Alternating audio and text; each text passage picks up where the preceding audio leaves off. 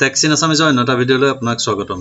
ইয়াৰ পূৰ্বৰ দুটা ভিডিঅ'ত আমি মাইক্ৰ'ছফ্ট পাৱাৰপইণ্টৰ বিষয়ে ভালেখিনি কথা আলোচনা কৰিছোঁ। যদিহে বৰ্তমানলৈকে ভিডিঅ'কেইটা চোৱা নাই তেনেহ'লে ডেছক্ৰিপশ্যনত দুয়োটা ভিডিঅ'ৰ লিংক দিয়া আছে, তাৰ পৰা ভিডিঅ'কেইটা চাব পাৰিব। আজি আমি মাইক্ৰ'ছফ্ট পাৱাৰপইণ্টৰ আন কিছু কথা আলোচনা কৰিম, গতিকে আহক পলম নকৰি ভিডিঅ'টি আৰম্ভ কৰোঁ। ভিডিঅ'টি আৰম্ভ কৰাৰ আগতে এটি অনুৰোধ, যদিহে বৰ্তমানলৈকে চেনেলটো ছাবস্ক্ৰাইব কৰা নাই আৰু যদি আপুনি অসমীয়া ভাষাত অতি সহজে কম্পিউটাৰ শিকিব বিচাৰে তেনেহ'লে এতিয়াই চেনেলটো ছাবস্ক্ৰাইব কৰি লওক, লগতে কাষত থকা বেল আইকনটো ক্লিক কৰি নটিফিকেশ্যন অল সিলেক্ট কৰিব, যাতে মই নতুন ভিডিঅ' আপলোড কৰিলে আপুনি নটিফিকেশ্যন পায়। এতিয়া আহক ভিডিঅ'টি আৰম্ভ কৰোঁ।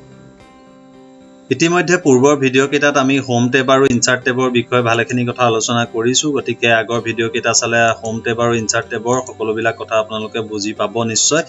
আজি আমি ডিজাইন টেবৰ বিষয়ে আলোচনা কৰিম, অৰ্থাৎ আমি প্ৰেজেণ্টেশ্যন এটাৰ শ্লাইডবিলাকৰ ডিজাইন আমি কিদৰে সলনি কৰিব পাৰিম তাক জানিবলৈ চেষ্টা কৰিম। গতিকে ডিজাইন টেবৰ বিষয়ে আলোচনা কৰিবৰ বাবে ইতিমধ্যে মই এটা প্ৰেজেণ্টেশ্যন প্ৰস্তুত কৰিছোঁ, য'ত মই কেইবাখনো শ্লাইড ইনচাৰ্ট কৰি লৈছোঁ। দেখা পাইছে 7খন শ্লাইড মোৰ ইয়াত ইনচাৰ্ট হৈ আছে আৰু প্ৰতিখন শ্লাইডতে মই বেলেগ বেলেগ অবজেক্ট ইয়াত ইনচাৰ্ট কৰিছোঁ। অবজেক্ট কি বস্তু আপোনালোকে আগৰ ভিডিঅ'সমূহ চালে নিশ্চয় বুজি পাব। গতিকে এইদৰে আমি অবজেক্ট কিছুমান ইয়াত ইনচাৰ্ট কৰি লৈছোঁ। এতিয়া আমাৰ কথা হ'ল কি, প্ৰেজেণ্টেশ্যনটোৰ শ্লাইডবিলাকৰ আমি ডিজাইন চেঞ্জ কৰিব লাগে। গতিকে আমি ডিজাইন টেবত ক্লিক কৰিম। ক্লিক কৰাৰ লগে লগে প্ৰথমতে আমি পেজ ছেটআপ আৰু শ্লাইড অৰিয়েণ্টেশ্যন দুটা অপশ্যন আমি দেখা পাইছোঁ, যি দুটাৰ বিষয়ে ইতিমধ্যে আমি আলোচনা কৰিছোঁ।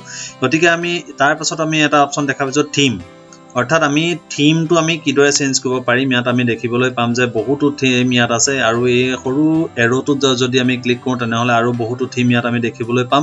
ইচ্ছা কৰিলে আপুনি আৰু বহুত থিম আপুনি office.com-ৰ পৰা ডাউনলোডো কৰিব পাৰিব। গতিকে বেলেগ বেলেগ ৱেবছাইটৰ পৰা আপোনাৰ যদি ডাউনলোড কৰা থাকে তেতিয়াহ'লে ব্ৰাউজ ফৰ থিম অপশ্যনত ক্লিক কৰি আপুনি সেইবিলাক ইনষ্টলো কৰিব পাৰিব।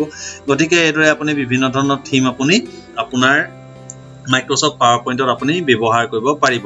এতিয়া ইয়াৰ পৰা যিকোনো এটা থিম যদি মই ছাপ'জ এইটো থিম মই চিলেক্ট কৰিলোঁ, ক্লিক কৰি দিয়াৰ লগে লগে সেই থিমটো মোৰ প্ৰতিখন শ্লাইডতে এপ্লাই হৈছে। গতিকে শ্লাইড 1, শ্লাইড 2, শ্লাইড 3 প্ৰতিখনতে মোৰ থিমটো এপ্লাই হৈছে দেখা পাইছে। আৰু থিমটো প্ৰথম শ্লাইডখনৰ ডিজাইনটো অলপ বেলেগ হ'ব আৰু দ্বিতীয় শ্লাইডৰ পৰা বাকী শ্লাইডবিলাকৰ ডিজাইনটো অলপ বেলেগ হ'ব।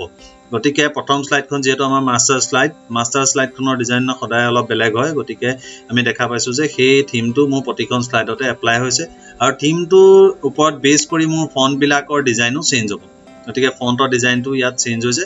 গতিকে আমি এতিয়া ধৰি ল'লোঁ যে প্ৰথম শ্লাইডখনৰ থিমটো এইটো থাকিব লাগে, 2 নম্বৰ শ্লাইডখনৰ থিমটো বেলেগ হ'ব লাগে। তেতিয়াহ'লে আমি যদি 2 নম্বৰ শ্লাইডখন চিলেক্ট কৰি পেলাই থিম এটাত ক্লিক কৰি দিওঁ, তেতিয়াহ'লে দেখা পাব যে সেই থিমটো মোৰ প্ৰতিখন শ্লাইডতে এপ্লাই হৈ গৈছে, প্ৰথম শ্লাইডখনতো এপ্লাই হ'ল। গতিকে সেইটো নহ'বৰ কাৰণে কি কৰিব লাগিব তাক মই আপোনালোকক দেখাই দিছোঁ। গতিকে মই Ctrl-Z কৰি আগৰ পজিশ্যনলৈ আহি গ'লোঁ। আগতে মোৰ যিটো থিম আছিলে সেইটো থিম মোৰ এপ্লাই হৈছে। গতিকে 2 নম্বৰ শ্লাইডখন চিলেক্ট কৰিলোঁ, চিলেক্ট কৰি মই এতিয়া এই থিমটো মই এপ্লাই কৰিব লাগে। গতিকে ইয়াত ৰাইট ক্লিক কৰিম, ৰাইট ক্লিক কৰি এপ্লাই টু চিলেক্টেড শ্লাইড অপশ্যনত ক্লিক কৰিব লাগিব। এপ্লাই টু চিলেক্টেড শ্লাইড অপশ্যনত ক্লিক কৰাৰ লগে লগে সেই শ্লাইডখনতহে মোৰ থিমটো এপ্লাই হ'ব, বাকী শ্লাইডত সেইটো থিম এপ্লাই নহয়। ঠিক একেদৰে থাৰ্ড শ্লাইডখনৰ মোৰ থিমটো বেলেগ কৰিব লাগে। গতিকে থাৰ্ড শ্লাইডখন মই চিলেক্ট কৰিম, চিলেক্ট কৰি মই বেলেগ এটা থিম ইয়াৰ পৰা ধৰি ল'লোঁ এইটো থিম দিব লাগে। ৰাইট ক্লিক কৰিম, ৰাইট ক্লিক কৰি এপ্লাই টু চিলেক্টেড শ্লাইড অপশ্যনত ক্লিক কৰিম। ক্লিক কৰাৰ লগে লগে দেখা পাইছে যে সেই থিমটো মোৰ থাৰ্ড শ্লাইডখনত এপ্লাই হৈ গৈছে। গতিকে এইদৰে আমি প্ৰতিখন শ্লাইডৰ কাৰণে বেলেগ বেলেগ থিম এপ্লাই কৰিব পাৰিম। এতিয়া আমি থিমৰ কালাৰটো চেঞ্জ কৰিব পাৰিম। থিমটোৰ কালাৰ চেঞ্জ কৰিবৰ কাৰণে ইয়াৰ ৰাইট চাইডে আমি কালাৰ অপশ্যন দেখা পাইছোঁ। ইয়াত ক্লিক কৰাৰ লগে লগে বিভিন্ন ধৰণৰ কালাৰ আছে, ইয়াৰ পৰা আপুনি কালাৰ চিলেক্ট কৰিব পাৰিব। ধৰি ল'লোঁ ক্লেৰিটি কালাৰটো যদি মই চিলেক্ট কৰোঁ তেতিয়াহ'লে এই থিমটোৰ মোৰ কালাৰটো চেঞ্জ হৈ গৈছে দেখা পালে। ঠিক একেদৰে মই যদি বেলেগ এটা কালাৰ লৈ লওঁ, ব্লেক টাই, এইটো চিলেক্ট কৰিলোঁ। চিলেক্ট কৰাৰ লগে লগে মোৰ এই থিমটো যিকেইখন শ্লাইডত মোৰ এপ্লাই হৈ আছে, গতিকে 1 নম্বৰ শ্লাইড, 4 নম্বৰ, 5 নম্বৰ শ্লাইডত একেটা থিম মোৰ এপ্লাই হৈছিলে, সকলোবিলাক শ্লাইডৰে মোৰ কালাৰটো চেঞ্জ হ'ব। পুনৰ মই দেখুৱাই দিছোঁ, গ্ৰে স্কেল কৰি দিলোঁ। কৰি দিয়াৰ লগে লগে মোৰ 4 নম্বৰৰ কালাৰটো চেঞ্জ হৈছে, 5 নম্বৰ কালাৰো চেঞ্জ হৈছে দেখা পাইছে। 2 আৰু 3 মোৰ চেঞ্জ হোৱা নাই। গতিকে মোৰ যিকেইখন শ্লাইডত মোৰ সেই থিমটো এপ্লাই হৈ আছে সেই শ্লাইড কেইখনৰ মোৰ কালাৰটো চেঞ্জ হৈ যাব। পুনৰ ব্লু কালাৰ কৰি দিয়াৰ লগে লগে ইয়াত দেখা পাইছে চেঞ্জ হৈ গৈছে।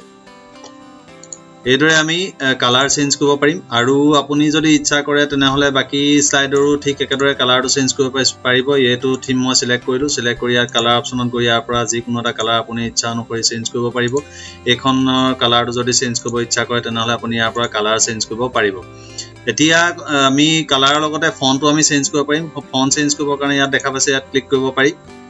ক্লিক কৰাৰ লগে লগে বিভিন্ন ধৰণৰ ফন্ট আছে ইয়াৰ পৰা আপোনাৰ যেটো ফন্ট লাগে হেতু ফন্ট আপুনি ইয়াৰ পৰা সিলেক্ট কৰি লব পাৰিব গতিকে আপোনাৰ থিমটো চেঞ্জ হলে আমি জানো যে ফন্টটো চেঞ্জ হয় আপুনি যদি ফন্ট চেঞ্জ নকৰাকৈ ৰাখিব বিচাৰে তেনেহলে আপোনাৰ যেটো ফন্ট আপোনাৰ আগতে এপ্লাই হৈছিল হেতু আপুনি ইয়াৰ পৰা সিলেক্ট কৰি দিলে এপ্লাই হৈ যাব মই টাইমছ নিউ ৰোমান ক্লিক কৰি দিয়াৰ লগে লগে দেখা পাইছে মোৰ টাইমছ নিউ ৰোমান এখন স্লাইডত এপ্লাই হৈছে গতিকে এইদৰে আমি থিম এটা চেঞ্জ কৰিব পাৰিম আমি থিমটো কালাৰো চেঞ্জ কৰিব পাৰিম আৰু লগতে ফন্ট বিলাকো চেঞ্জ কৰিব পাৰিম এতিয়া এই থিমটো মই সিলেক্ট কৰি মই থিমটো বেলেগ এটা থিম মই এপ্লাই কৰি দিছো ইয়াত মই ধৰি ললো এটো থিম মই এপ্লাই কৰিছো ক্লিক কৰি দিলো এটো থিম মোৰ এপ্লাই হৈ গল আৰু ইয়াক মই ৰাইট ক্লিক কৰি এপ্লাই টু অল কৰি দিও এপ্লাই টু অল স্লাইড কৰি দিলো এতিয়া ইয়াৰ আমি বেকগ্ৰাউণ্ডটো চেঞ্জ কৰিব পাৰিম বেকগ্ৰাউণ্ডটো চেঞ্জ কৰিবৰ কাৰণে ইয়াত বেকগ্ৰাউণ্ড ষ্টাইল অপচন আছে দেখা পাইছে ইয়াত ক্লিক কৰাৰ লগে লগে বেলেগ বেলেগ বেকগ্ৰাউণ্ডৰ ডিজাইন ইয়াত আহি গৈছে আৰু এই বেকগ্ৰাউণ্ডৰ ডিজাইনসমূহ থিমৰ ওপৰত নিৰ্ভৰ কৰি বেলেগ বেলেগ হয়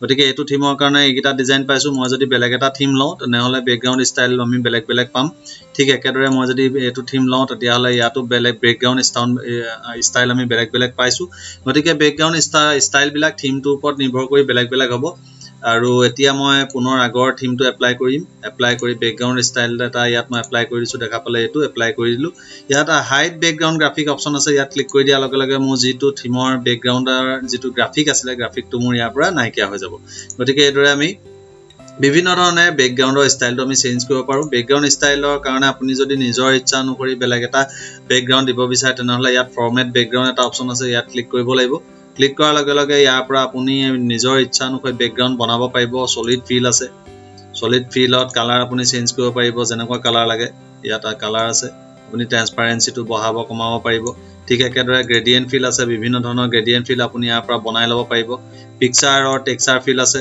ইয়াত আপুনি টেক্সচাৰটো সিলেক্ট কৰিব পাৰিব ইয়াত ক্লিক কৰাৰ লগে লগে বিভিন্ন ধৰণৰ টেক্সচাৰ ইয়াত আছে দেখা পাইছে যেনেকুৱা টেক্সচাৰ লাগে আপুনি সিলেক্ট কৰিব পাৰিব আৰু যদি আপুনি কিবা পিকচাৰ ইনচাৰ্ট কৰিব বিচাৰে তেনেহলে ইনচাৰ্ট ফ্ৰম ফাইল অপচনত ক্লিক কৰিব লাগিব ক্লিক কৰাৰ লগে লগে আপোনাৰ পিকচাৰখন আপুনি সিলেক্ট কৰি দিয়াৰ লগে লগে পিকচাৰখন বেকগ্ৰাউণ্ডত আহি যাব গতিকে পেটাৰ্ন ফিল এটা অপচনো আছে বিভিন্ন ধৰণৰ পেটাৰ্ন আছে ইয়াত দেখা পাইছে গতিকে সেইবিলাক আপুনি ইয়াৰ পৰা এপ্লাই কৰিব পাৰিব তাৰ কালাৰ বিলাকো আপুনি ইয়াত চেঞ্জ কৰিব পাৰিব ফৰগ্ৰাউণ্ড কালাৰ বেকগ্ৰাউণ্ড কালাৰ আছে গতিকে এইদৰে বিভিন্ন ধৰণে আমি বেকগ্ৰাউণ্ড আমি চেঞ্জ কৰিব পাৰিম তাৰ পাছত আপুনি এপ্লাই টু অল ক্লিক কৰি দিয়াৰ লগে লগে সকলোবিলাক স্লাইডতে হেতু এপ্লাই হৈ যাব গতিকে এইদৰে আমি এটা প্ৰেজেন্টেচনৰ স্লাইড বিলাকৰ থিম আমি চেঞ্জ কৰিব পাৰিম তাৰ কালাৰ চেঞ্জ কৰিব পাৰিম ফন্ট চেঞ্জ কৰিব পাৰিম লগতে বেকগ্ৰাউণ্ডো চেঞ্জ কৰিব পাৰিম আশা কৰো ভিডিঅ'টো চাই ভাল পালে যদিহে ভাল পালে নিশ্চয় লাইক কৰিব কমেন্ট কৰিব লগতে চেনেলটো সাবস্ক্ৰাইব কৰিবলৈ নাপাহৰিব কাৰণ ইয়াৰ পাছত আমি আন বহুতো কথা আলোচনা কৰিবলৈ বাকি আছে স্লাইড ট্ৰানজিশন কাস্টম এনিমেচন আদি বহুতো কথা আলোচনা কৰিব লাগিব গতিকে চেনেলটো সাবস্ক্ৰাইব কৰি লব ধন্যবাদ